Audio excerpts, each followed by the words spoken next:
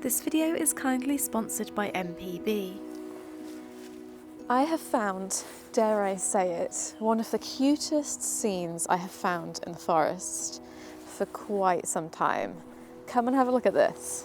Someone or something has kept their hat nice and safe on this little hat stand here on this fallen tree trunk. You can just imagine a little creature popping their hat down just for a moment to go and explore the forest.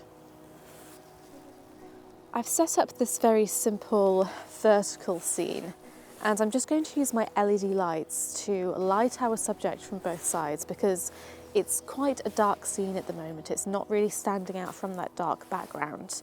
The sun is potentially going to show itself at some point today, so if that background becomes a little more interesting later on, because at the moment it's really not doing much for me, then I will come back and retake this image. But for now, I hope I come across the little creature who's rested their hat on this tree. And maybe, you never know, they may be doing some macro photography as well.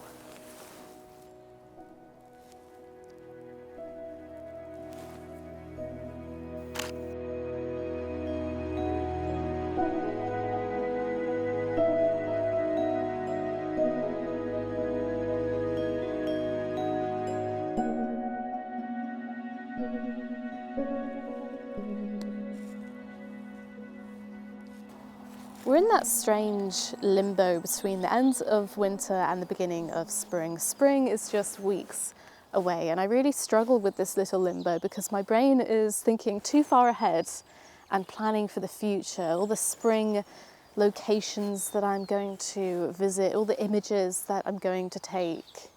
So I decided today to come and encourage myself to be present in the present moment, find stories that are here now. So I have my macro lens with me and I'm walking around this huge fallen tree. It's absolutely massive to see what stories I can find.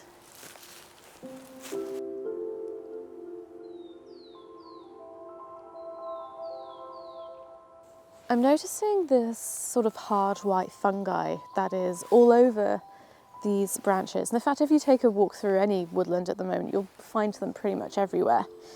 And I've spotted one in particular that it's sort of a bit more upright, so you can see the texture of the gills underneath. And oh my goodness, if I just shine a light on it for you, you can see they're sort of wavy and curling. It's absolutely gorgeous.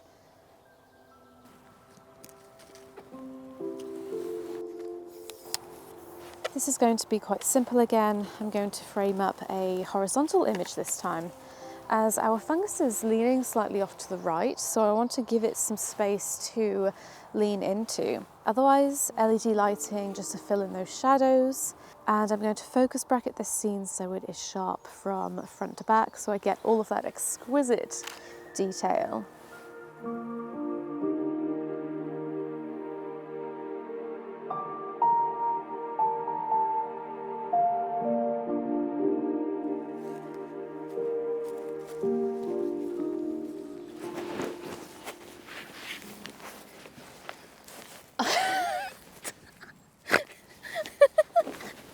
It's fine.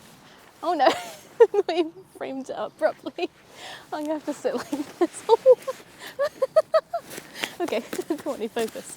I just wanted to say that I'm pretty happy that I've already found 2 photos that I really am enthusiastic about. And yeah, I'm glad I followed my intuition into coming to visit this tree. I was sort of pulled to it. And so far it's paid off. Intuitive photography is a funny thing, isn't it? It's based off feeling rather than, rules and expectations.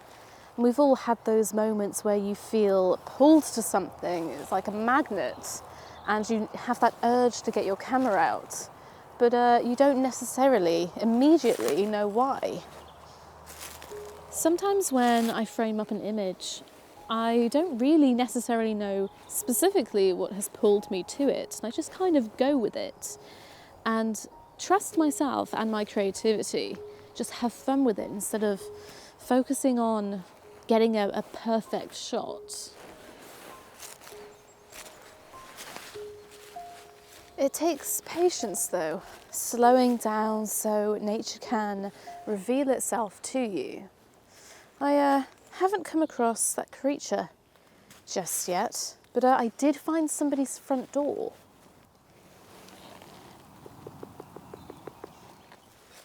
Hello, I've been trying to reach you about your car's extended warranty, and I think I also found your hat.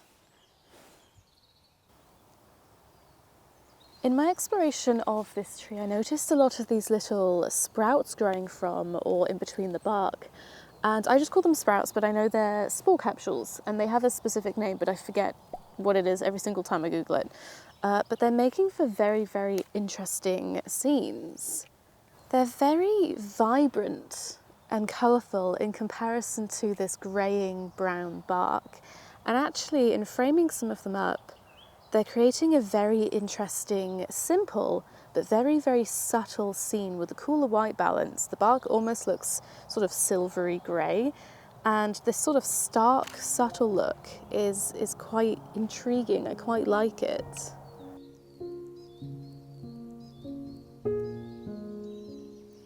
They're kind of really awkward to get to. They're hiding in the crevices of this bark, and they're not particularly tall or long. So it's really awkward to sort of try and get in there. But, oh my gosh, there's loads of them. Look at all of these.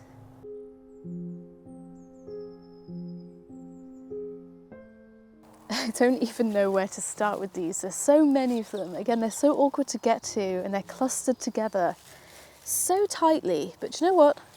We'll give it a go and see if there is an image here.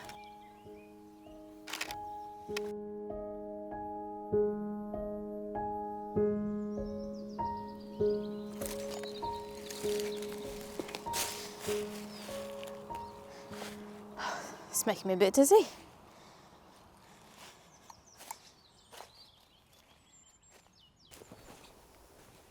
Just going for a little wander to stretch my legs as working close to the ground, squatting, kneeling a lot, doing macro photography. Oh my goodness, my lower back and my knees start to ache terribly. So walking it off, shaking it off, go explore somewhere else.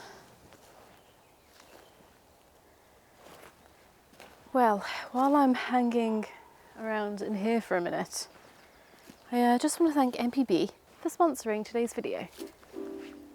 We all have it, kit that we don't use anymore, camera bodies, lenses, accessories, just sat around and collecting dust. And as much as it's nice to have the latest and greatest sometimes, we do forget that even our unused kit still has a lot of life and potential left in it. And that's where MPB come in. Instead of allowing your kit to sit idle or fill up landfill, they make it simple and easy for you to sell it or trade it in. They recirculate around 570,000 bits of kit a year, which is a huge amount of gear. And so if you're looking to sell or trade in, all you have to do is a free and easy instant quote to see how much your kit is worth. You also don't have to even leave your house with their free collection option. I've been going through my kit bit by bit since the beginning of this year and selling on, passing on anything that I'm no longer using as somebody else could benefit from it. So if you also have kit lying around, then give MPB a try. I'll leave the link in the description box for you to check out. Thank you once again, MPB, for sponsoring today's video.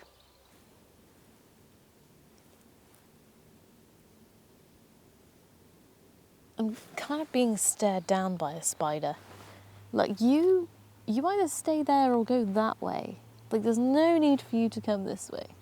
We can inhabit this mossy space together harmoniously, aka at a distance from each other.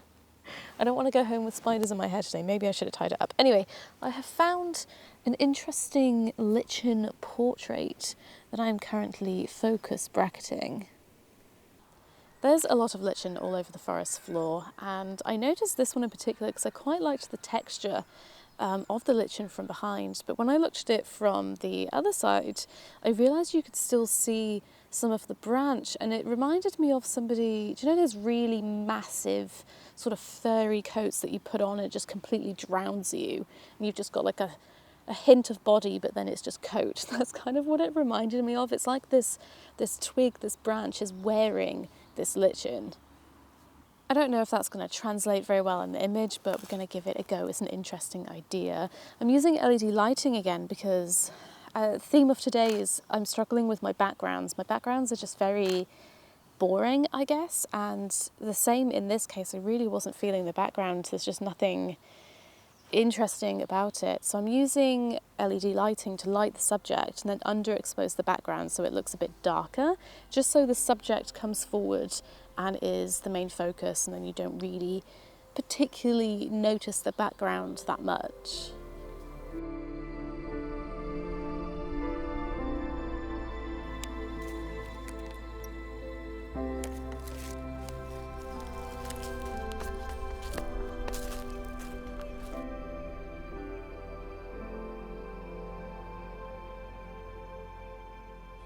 I was originally going to do some landscape photography today, and I'm still trying to get my mojo back with that, really.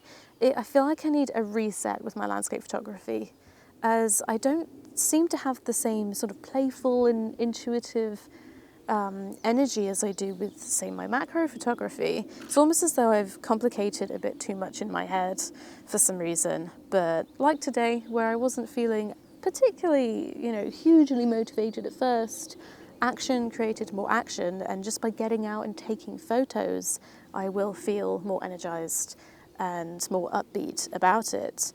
And I think that's what I want to focus on over the next few weeks, is my landscape photography, sort of getting that mojo back. And I would love to take an image that I feel as enthusiastic about as my little acorn hat.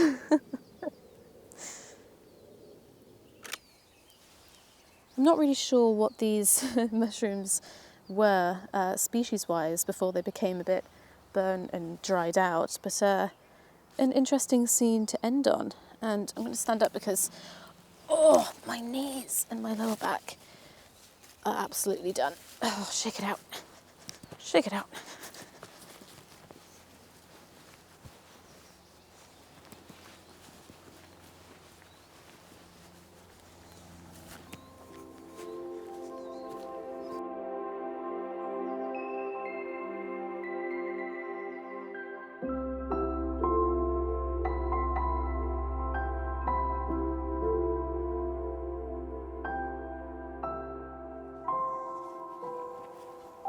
Right, well, I guess I will wrap up this video. I'm always awkward at ending videos, you may have noticed. I never really quite know how to do it.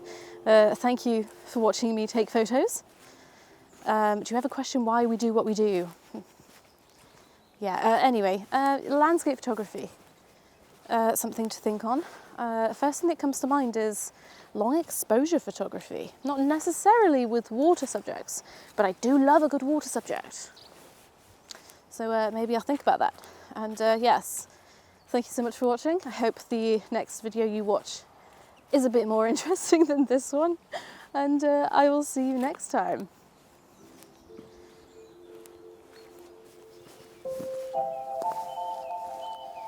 Someone's been cutting stuff down today. None of this was down earlier, was it? How bizarre. For anybody who is still here and lingering, I'm just going to pop back to that tree to see if that acorn top is still there, or whether the creature came and retrieved its hat. What do you think? Place your bets. I think it will be gone. I don't think it will be there.